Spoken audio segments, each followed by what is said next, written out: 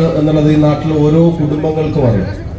ബോധം നശിപ്പിച്ചു കിട്ടുന്ന സന്തോഷങ്ങളാണ് ജീവിതത്തിലെ സന്തോഷമെന്ന് തെറ്റിദ്ധരിപ്പിച്ച് ബുദ്ധിയും സ്ഥിരതയില്ലാത്ത സമയത്ത് നടത്തുന്ന ഇടപെടലുകൾ ആളുകളുടെ ജീവൻ കവരുന്നതിനപ്പുറത്തേക്ക് ഇപ്പോ മാതാപിതാക്കൾ വീട്ടിൽ സുരക്ഷിതരല്ലാത്തൊരവസ്ഥയിലേക്ക് പോയി. അച്ഛനെയും അമ്മയും മക്കള് കൊല്ലുന്ന വാർത്തകൾ നമ്മൾ കണ്ടു നിൽക്കേണ്ടി വരിക, വായിക്കേണ്ടി വരിക. ഞാൻ ഏതെങ്കിലും ദൂര സ്ഥലത്തുള്ള കാര്യങ്ങളെ സംബന്ധിച്ചല്ല പറയുന്നത്. ഈ കോഴിക്കോട് ജില്ലയിൽ തന്നെ എത്ര ഇൻസിഡൻസ് ആണ് നമ്മുടെ മുമ്പിൽ ഉണ്ടായത്. രക്ഷിതാക്കളെ മക്കളെ കൊല്ലുന്നത് നമ്മൾ കണ്ടു. തിരുവനന്തപുരത്ത് ഒരു കുടുംബത്തിലെ ഉൾപ്പെടെ 5 പേരെ ഒരു ചെറുപ്പക്കാരൻ കൊല്ലുന്നത് നമ്മൾ കണ്ടു നിൽക്കേണ്ടി വന്നു.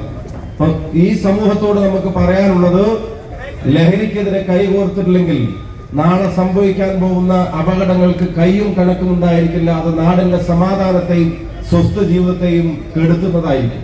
ഞാൻ ആവർത്തിച്ച് പറയുന്നു, അവനവന്റെ ബോധം നശിച്ചിട്ട് കിട്ടുന്ന സന്തോഷങ്ങൾ, അതാണ് ആ പ്ലഷറാണ് ലൈഫിലെ സന്തോഷം എന്ന് ധരിക്കുന്ന ആളുകളെ മാറ്റി നടത്താൻ KPSTA സാമൂഹ്യ പ്രതിബദ്ധതയുള്ള ഒരു പ്രസ്ഥാനമാണ്. വിദ്യാഭ്യാസ മേഖലയിൽ അധ്യാപകരോടും വിദ്യാർത്ഥിയോടും പൊതുസമൂഹത്തോടും ഒരുപോലെ കൂറുള്ള ഈ പ്രസ്ഥാനം അവരുടെ സമ്മേളനത്തോടനുബന്ധിച്ച് ലഹരിക്കെതിരെ നടത്തുന്ന ഉചിതമായ ഈ ക്യാമ്പയിന് എല്ലാവിധ അഭിവാദ്യങ്ങളും നേരുകയാണ്. ഇവിടെ ഒരു പ്രതിജ്ഞ ചൊല്ലാൻ സംഘാടകർ പറയുന്നുണ്ട്. ആ പ്രതിജ്ഞ എല്ലാവരും ഒന്ന് ഏറ്റുചൊല്ലണം എന്ന് അഭ്യർത്ഥിക്കുന്നു.